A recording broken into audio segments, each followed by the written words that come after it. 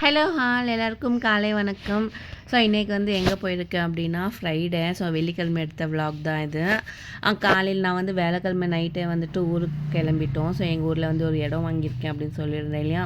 So அங்கே வந்துட்டு பூமி பூஜை ஸ்டார்ட் பண்ணிடலாம் அப்படின்ட்டு உடனே வந்து வாங்கின ஒரு வாரத்துலேயே வந்து பூமி பூஜையும் போட்டுட்டோம்.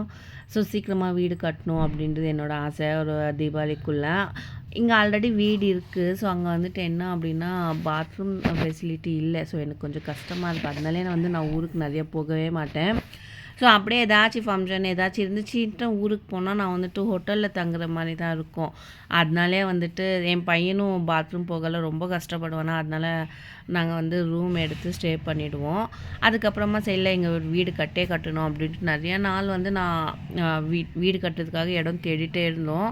ஸோ எங்கள் ஊரில் நாங்கள் இருக்கிற அந்த இடத்து பக்கத்துலேயே ஒரு இடம் கிடைக்கிறது ரொம்ப கஷ்டமாக இருந்துச்சு. ஸ்கொயர் ஃபீட்டு 2000 போகும் அப்படின்னு எனக்கு தெரியல. ஸோ ஃபஸ்ட்டே தெரிஞ்சால் ஃபஸ்ட்டே இடம் வாங்கி விட்டுருக்கலாமா இருந்துச்சு. இப்போ போய் கேட்டால் ஒருத்தருமே வந்து இடம் கொடுக்குறதுக்கே தயாராக இல்லை.